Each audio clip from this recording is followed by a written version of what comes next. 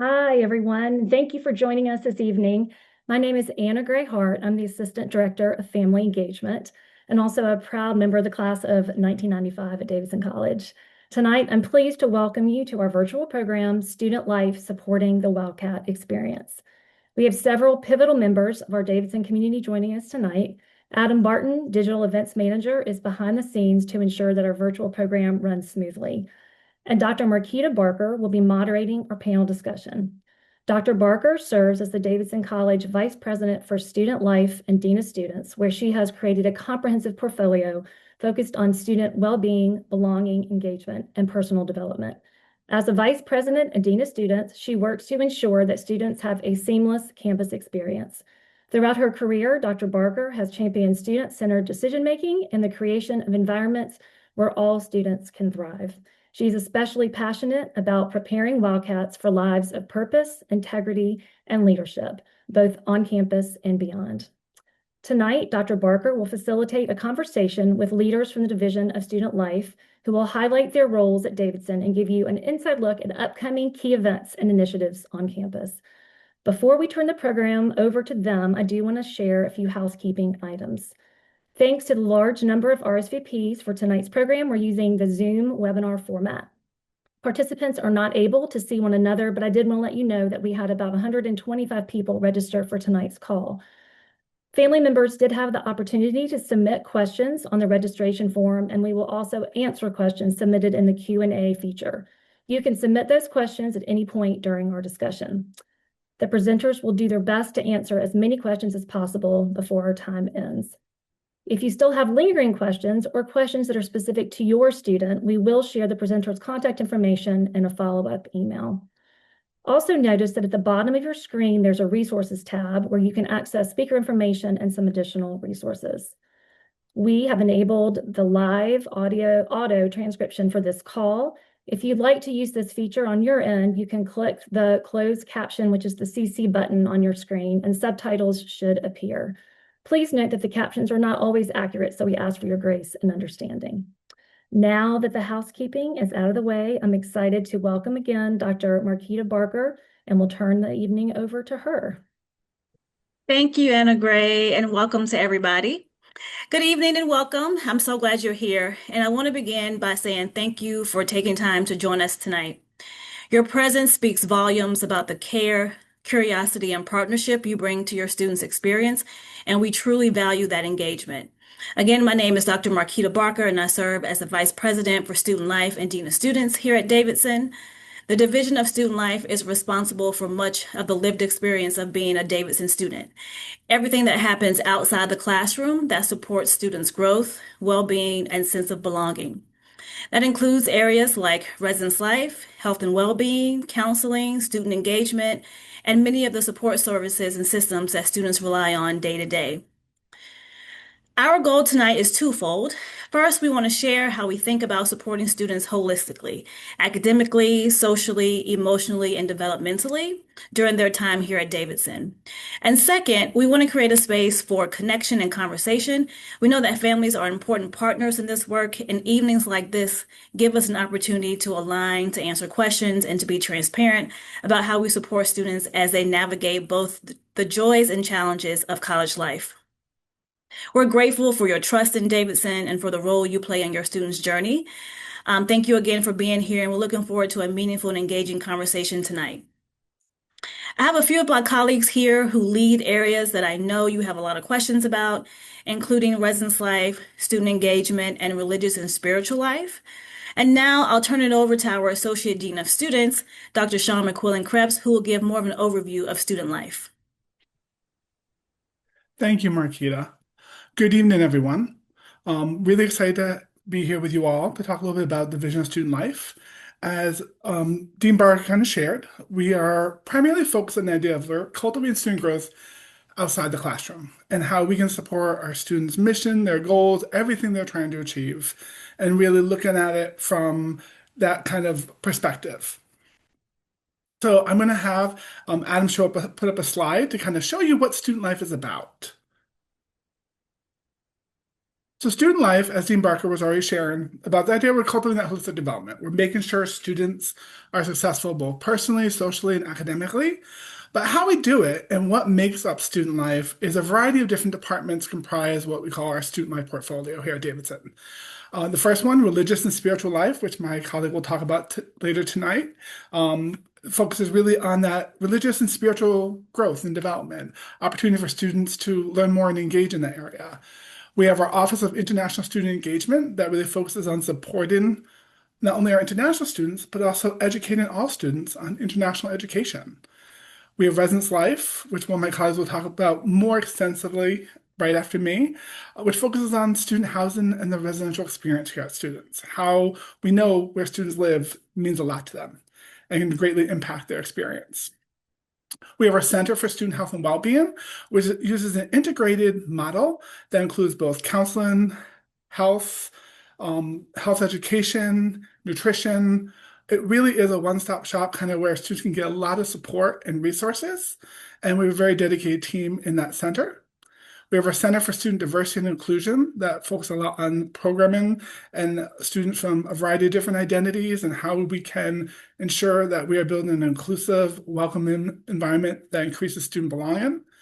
We also have our Dean of Students Office, which is comprised primarily of myself, Dr. Barker, and other teams who focus a lot on student rights and responsibilities, our honor code, our student care and outreach, as well as kind of just making sure that we are here to provide and help students do well. I often tell students that when they come to our office that, hey, we're a one-stop shop in the Dean of Students Office. Come to us and we'll connect you. We'll find the resources. We may not always have the answer, but we're going to get you the answer. We're going to help your student.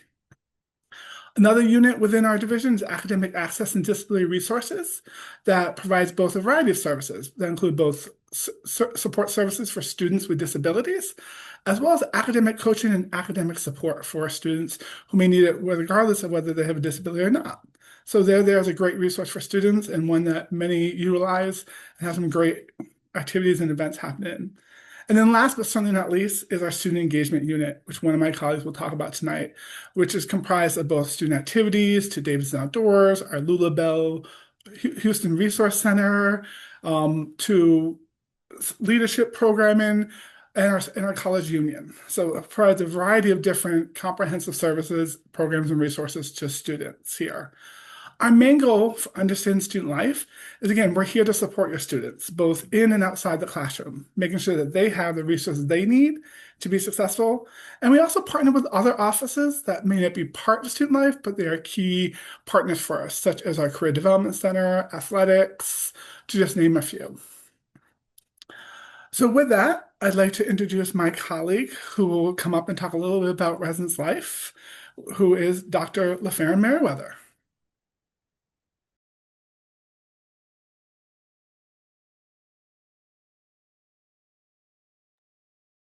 Good evening. My name is Dr. LaFerrin Merriweather. I'm the Assistant Dean of Students and Director of Residence Life here at Davidson College. And I'm so excited that I'm getting to speak with you all today. I know there's lots of questions about housing. Where is my student going to live? How do they decide? What is that process? And I hope I'm able to answer some of those questions for you, and I'm always open to more. So one thing to always know about Davidson is that we absolutely value the residential experience as a part of the college experience. And so we take that very seriously in the work that we do. And if Adam, go ahead and put up our slide, you'll learn some information about us, and it'll kind of help too with some of those major events and things that are coming up with us.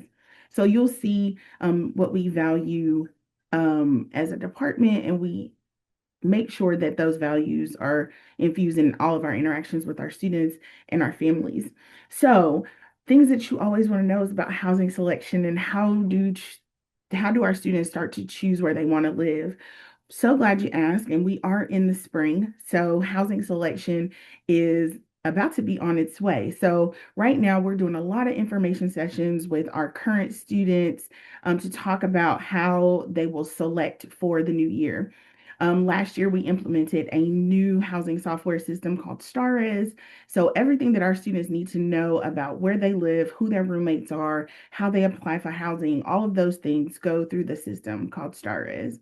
What we Our housing selection process goes through what we call a lottery process, which means that during their allotted time, they will get to choose housing. So people are like, okay, well, what does that look like? So for this year, for us, with our housing timeline, everything is going to be divided by class. So our seniors will get our rising seniors, who are current juniors now, will be able to choose housing. Then it will be our rising juniors, our rising sophomores, so forth and so on. And within their selection day, they will get a random lottery number to be able to go in and select where they want to live. They also have an opportunity to choose who they want to live with. So they figure out like their pairings and things of that nature. All that information is shared with them via communication from our office. But we are on a listening tour of sorts with students this semester to help them fully understand the process and how it will work with our current system. We will have a pairing event as well, so they can, if they don't know who they want to live with, there'll be an opportunity for them to meet folks to see if, hey, I think we could live together. I think this could work for us.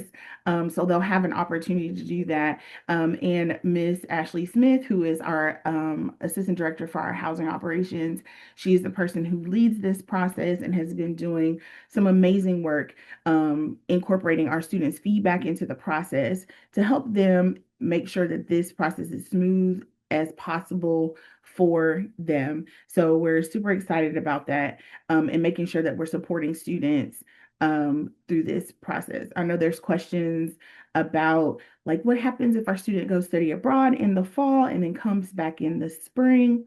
Well, if our students go study abroad in the fall, they will get communication from our office in terms of choosing housing and applying for housing for the spring. And so Ms. Smith and our staff do a wonderful job of placing students for the spring when they come back from studying abroad. And of course, our folks who leave for the spring, they will also, and who are coming back that following fall, will also get information in order to apply for housing for the next year.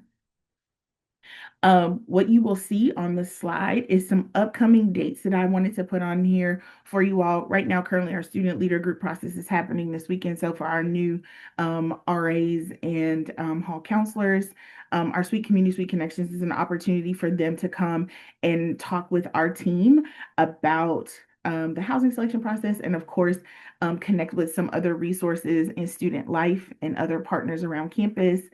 You'll see on there our housing accommodation deadline as well with our partners in AADR.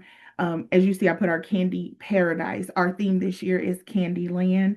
We gotta make it fun, but it's an opportunity for them to find a roommate or a group of folks they might want to live with. And then our housing application opens on March 16th, and they will have between March 16th and March 23rd to apply through the portal. And then you'll see our summer housing application will open a little bit after that. And the one thing, our halls will close on the 14th of May. If they're graduating, for non-graduating students, they will have to leave on that date unless there's some other reasons why not. But then, of course, we want to support our graduating students, which is the reason why most of them will stay until graduation. If you have more questions about our process, I'm happy to answer any of those questions and any other resources that we can provide in residence life. I'm going to pass it on to my colleague, Emily Eisenstadt. Hi, everyone. My name is Emily Eisenstadt. I am the Assistant Dean for Student Engagement and Director of the College Union.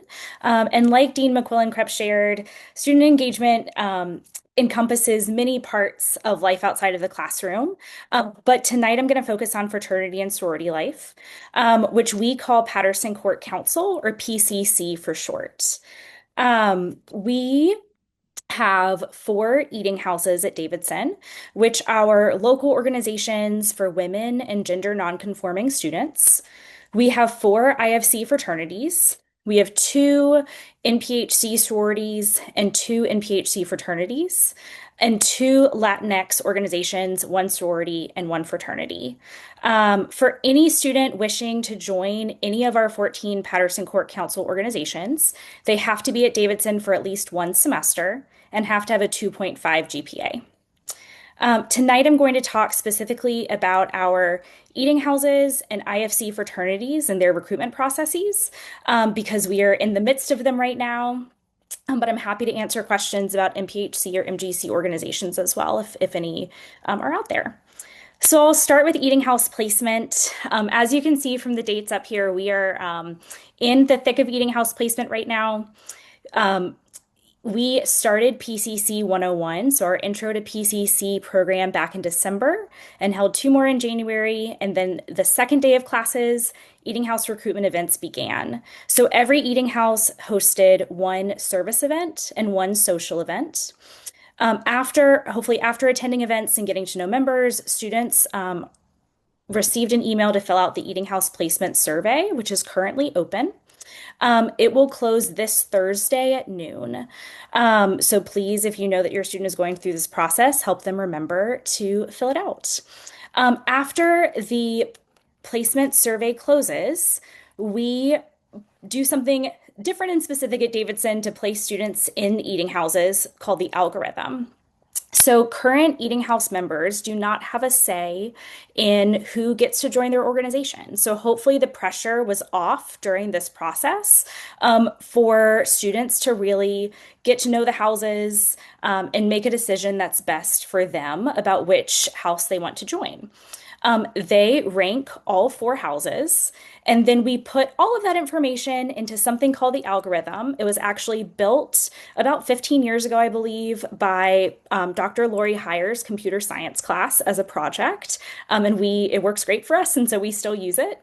The algorithm is focused on getting our four organizations to about similar sizes. So keeping that balance between houses while also hopefully giving students their highest ranking possible of their choices. We do let students cluster with up to 3 friends when they're going through this process. We know not everyone will get their first choice house, but if they've chosen to go through with up to 3 other friends, the hope is that, yes, they may not have gotten their top choice house, but they are in it with people that they know right away. However, all of our houses are so welcoming, and hopefully whichever house they go into will make great community quickly. If anyone gets their 4th choice house, we will tell them before they go through the process on Saturday. We'll tell them on Friday. And so they have a choice about whether or not they wish to participate. Placement day is Saturday. It'll start at 7:30 in the morning with students running through the halls to pick them up and take them to their new eating house, and then a day of festivities awaits from them for there. If a student didn't get the house that they were hoping for, or maybe they decided later on in their Davidson journey that they would like to join an eating house, we have a process called member movement that happens at the first 2 weeks of every semester. So students can change eating houses. They can do this up to 2 times. Nothing is guaranteed, but we actually ran it today and had many happy people make different decisions and get different houses in their eating house journey. All eating houses have social dues. While each house has a different amount, I would say on average it's about $600 a semester. And if your student is on leave or abroad, they obviously would not have to pay this while they are not active students on campus and their place is still held in the house. I will talk about the meal plan component, the eating component of eating houses after I share about IFC fraternities, because both eating houses and IFC fraternities have eating programs. Our IFC recruitment season is also here. Each house hosts an open event and a closed or invite-only event. These are also currently taking place. All open events were on campus. Closed events are typically off campus, but they share the locations and what they're planning with our office for us to approve ahead of time. If your student is attending a closed event, I know we got a question ahead of time about what should they wear, expect. Our Eating House, our IFC ambassador rather, shared with me that he would recommend they wear what they would wear if they were going out to dinner with their family. So nothing too dressy, fairly casual, but that's a good rule of thumb is what they would wear to go out to dinner with their family.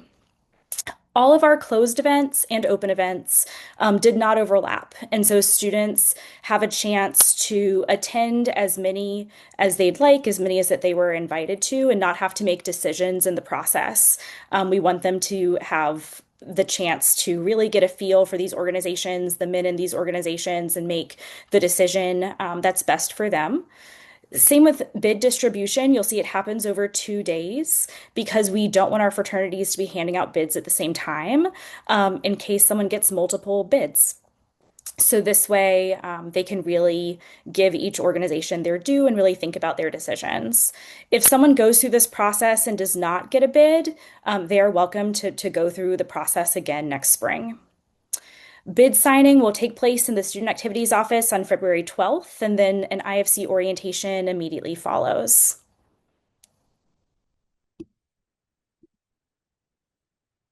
So, eating houses and IFC organizations, 3 of our 4 IFC organizations, I should say, employ their own cooks. And we work with those organizations to come up with a meal plan structure. So Richard Terry, the Director of Auxiliary Services, shared this slide with all your students who attended PCC 101 and then followed up by email after with this slide again, as well as a lot of other information. And so if you have questions about the meal plan and what that looks like, A, Richard Terry would be happy to answer them, but B, ask your student. That email is hiding somewhere in their inbox that they can share with you.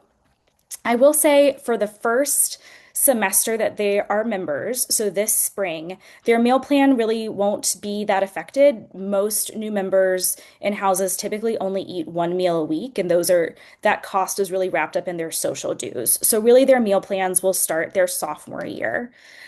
For the meal plan, there is nothing that the student needs to do to have this start.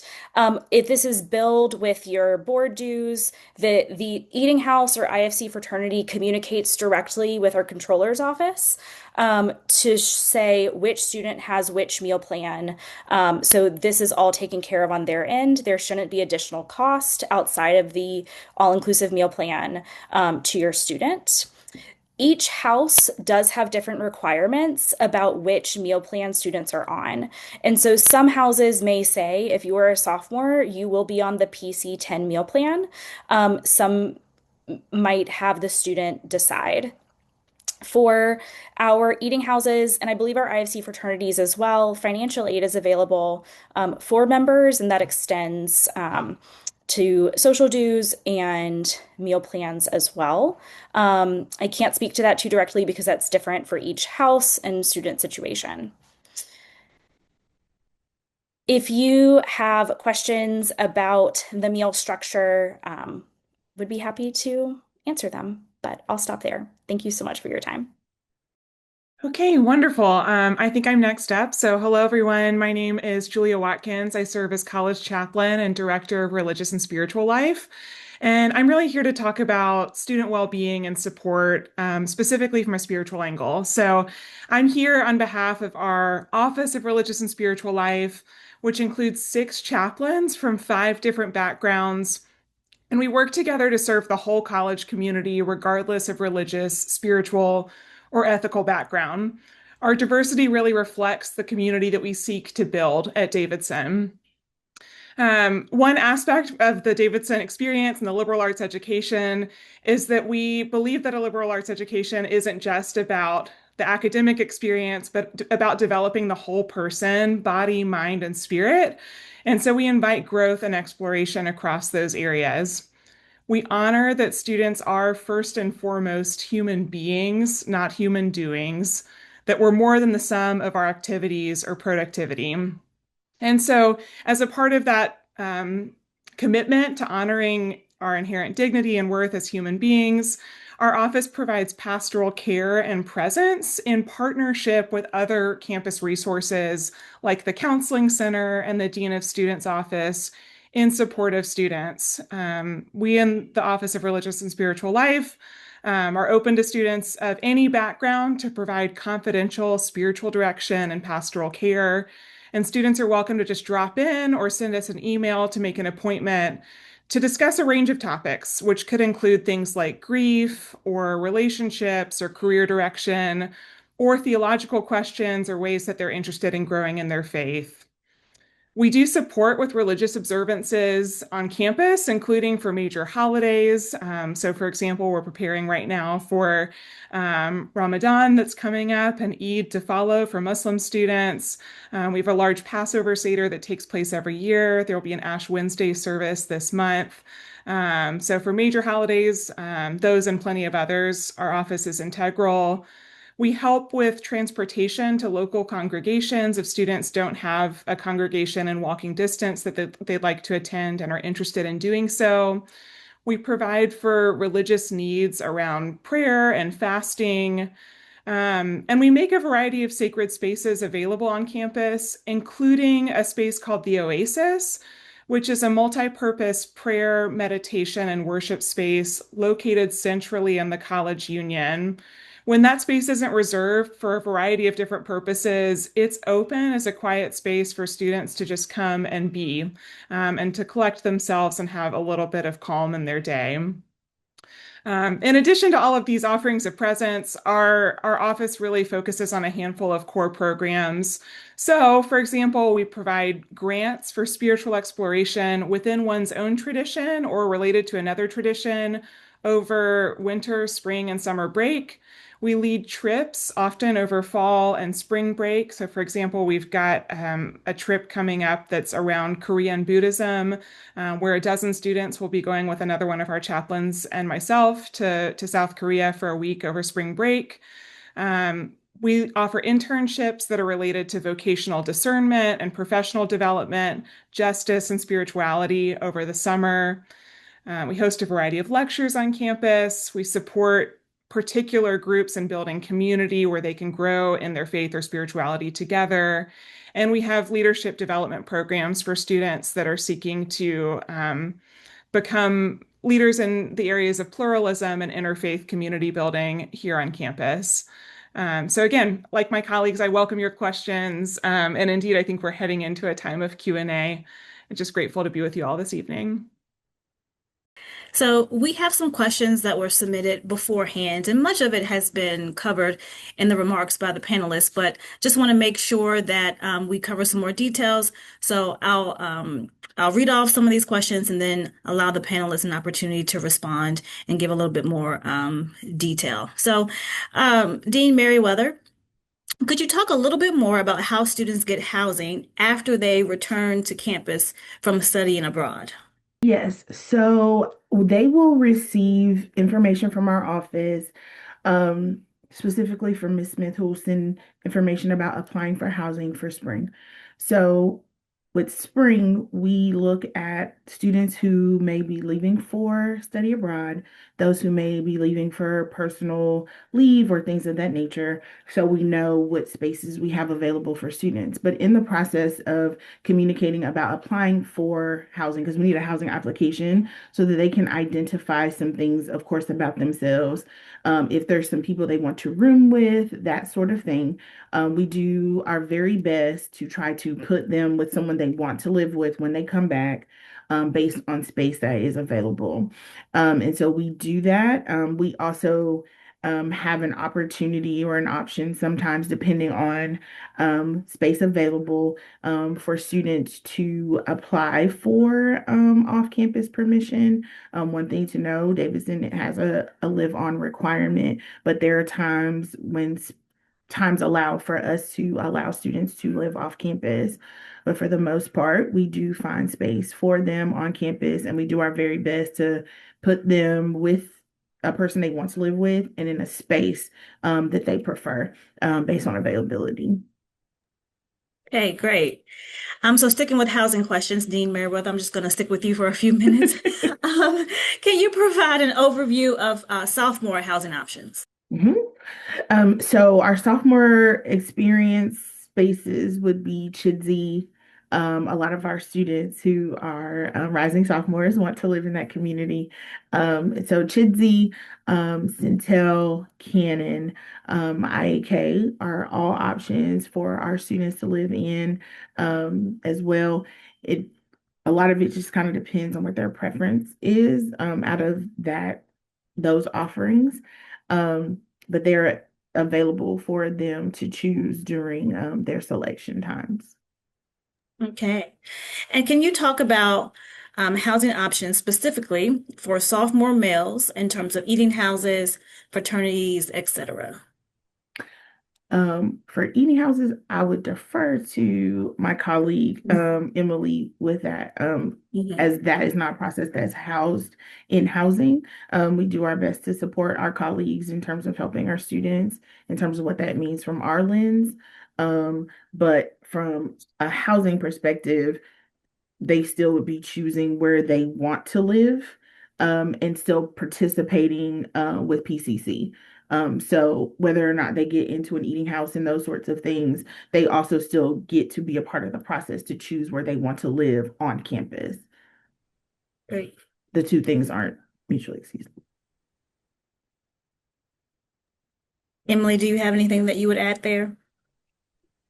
Yeah, I'll just reiterate that the eating houses and fraternity houses are not live-in houses. They're just social spaces and dining spaces. Great. Thank you both.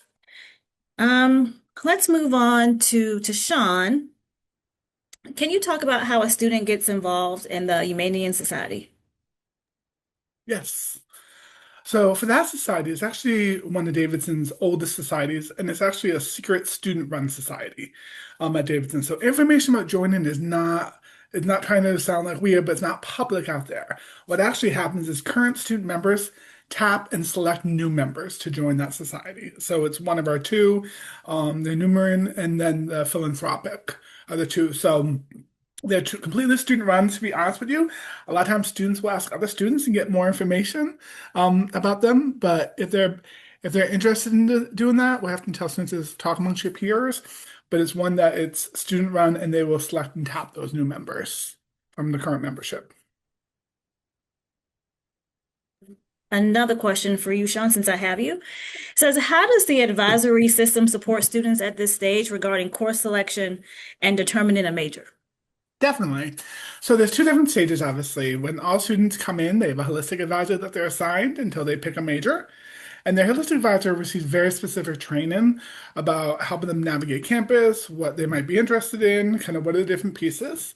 Regardless of whether they have a holistic advisor or they have a major advisor, what happens is either one of them will sit down with the student and really talk to them and say, what are your interests? What are your passions? Like what is it? It really isn't about, okay, if I'm your advisor, I'm going to come here and say, you need to take this, this, and this. It's more, here are your options, and here's what we want you to consider and really look at, and where does your interests align? Like, what could happen? Now, often, sometimes we get students saying, well, I don't know what I want to major in, and we have a lot of great resources for that. Part of that is the advisors really engaging them, like, where's your passion? Where do you find interest? Have you gone to career development and looked at what resources are there? A lot of times we have students who will connect with that and find out about like, let me learn.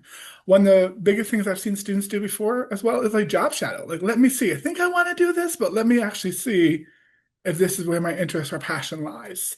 So in that way, that's really where they'll talk to them and say, okay, here are your courses. This is what you need to do to ensure you're on track for completion. And then really about the major, telling them for us, it's finding where the passion is, where their interest is. We often get students asking questions like, what can I do with this major?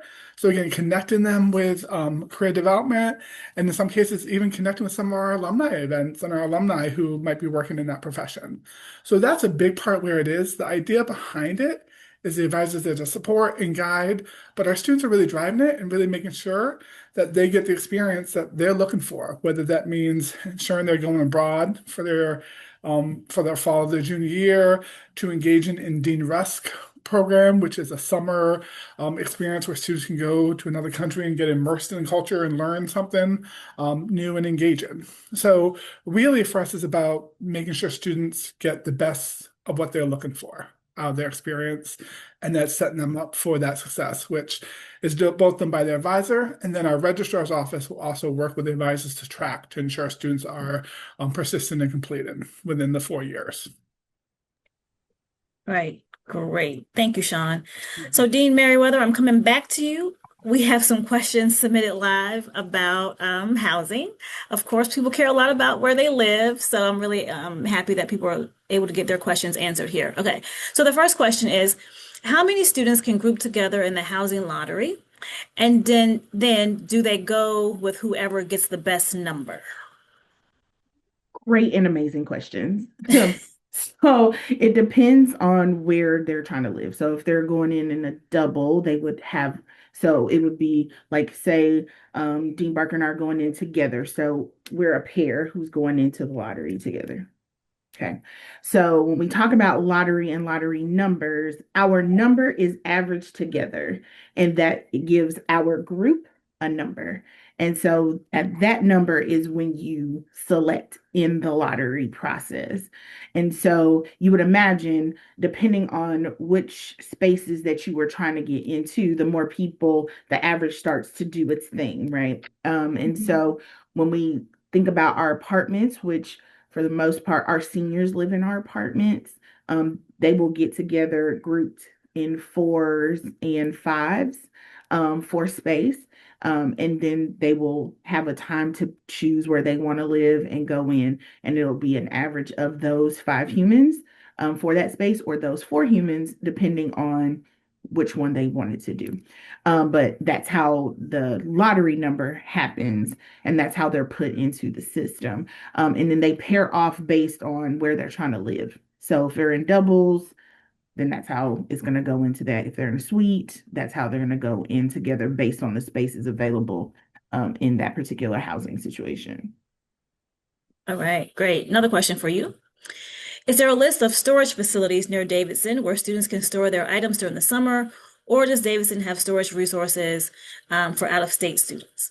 Yes, so there are storage resources that we will provide.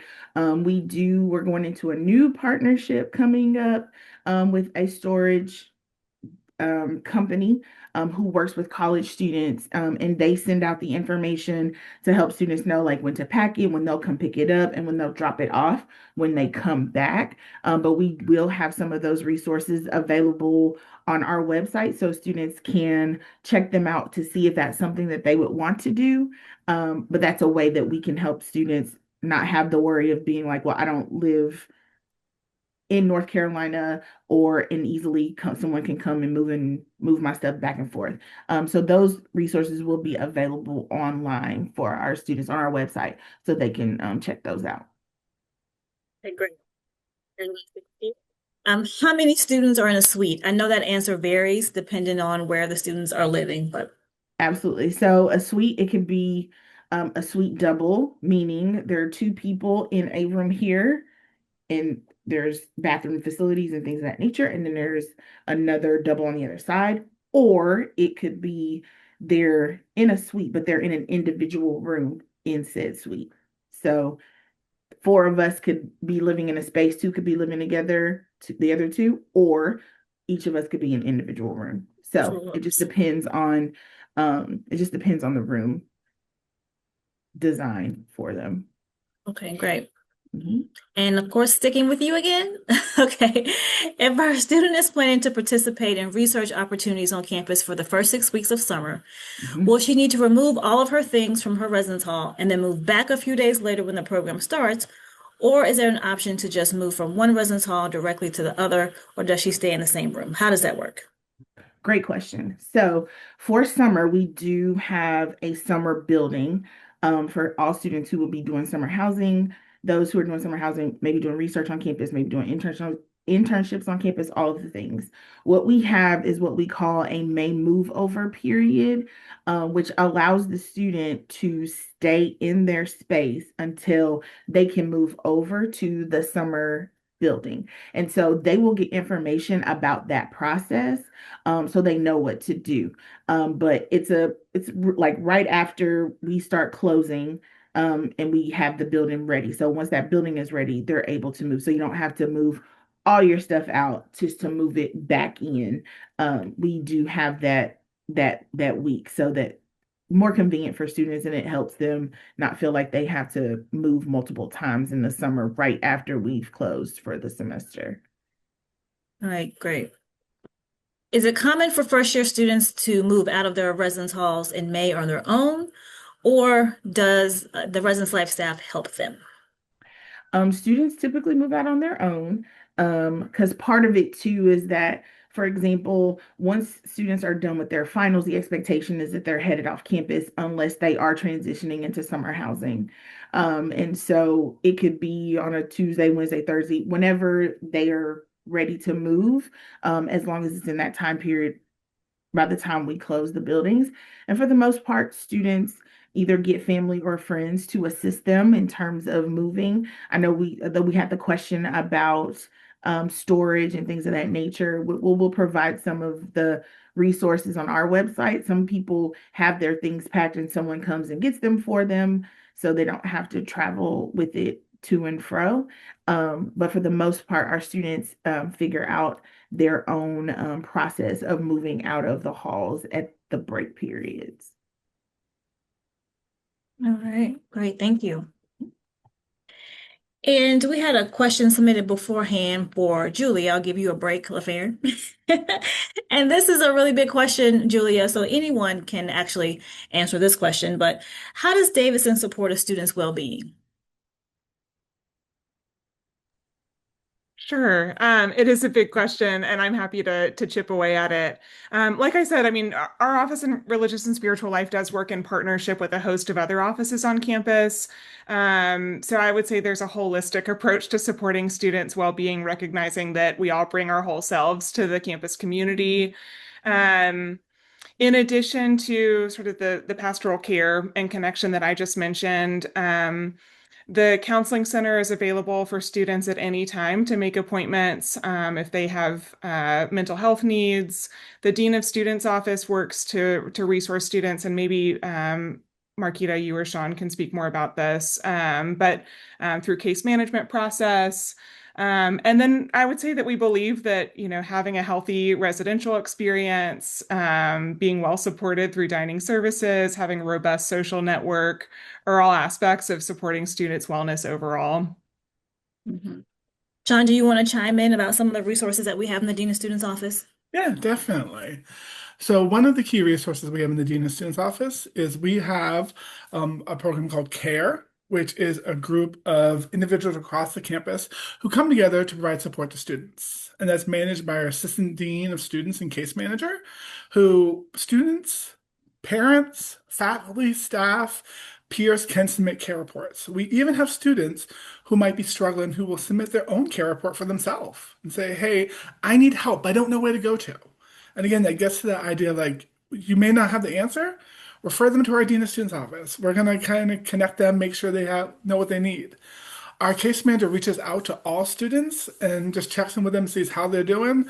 We also work together to see who has a really good relationship with that student, who we can make sure we provide support. So our care team is comprised of, yes, led by our care manager, but we have people from the registrar's office there. We have people from the Center for Student Health and Wellbeing.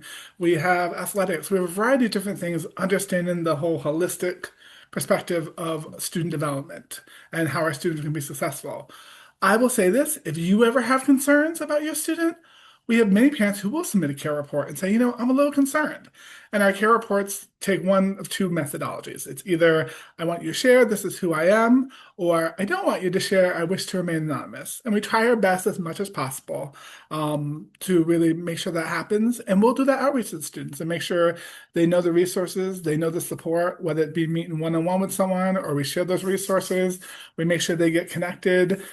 Sometimes it's that extra support that they need, or even someone just reaching out to them saying, hey, I've done it myself with students to say, hey, why don't we call over and we'll get this meeting scheduled? You have to make the call, but let's do it from my office and get that. And do you want to walk over and I can show you where it is? And sometimes that extra hand really makes a difference. So that's really where we focus a lot in getting people connected to these resources that so that they can be successful. And really, our case manager is really great. She'll sit down, she'll talk to people, just really engage with them and kind of see how can we support, how can we help your student. Thank you, Sean. I think the lesson there is that if anyone has a question, the Dean of Students office is a great place to start. We tell students all the time we all almost act like air traffic control, right? Like we can help students get to where they need to be. Thank you all for joining us tonight. Thank you, Marquita, for moderating and for the questions that you all sent in. We're grateful to our panelists from the Division of Student Life for giving us their time and leading us in this valuable conversation. As mentioned, a follow-up email will be sent in the coming days with the panelists' contact information, along with a short survey and a link to the digital recording of this program. I'm going to put in a shameless plug for the Office of Alumni and Family Engagement. We hope to serve as a resource for families. Adam, if you'll put that slide up that's got our information on it. You'll see our website. If you haven't had a chance to explore that, there are a lot of resources available to families and links to important places on campus for you to connect with. And you're always invited to send us an email as questions arise. And given the recent winter weather, I also added on there the campus alerts website. If you haven't looked at that, we want to make sure you have access to the latest messages they share on there as well. And lastly, don't forget to save the date for Wildcat Weekend. Hopefully you've seen that reminder out and about via email and on our Facebook page, but that'll take place October 16th through 18th. Thank you all so much for joining us this evening, and I hope everyone enjoys the rest of your night. Thank you all very much.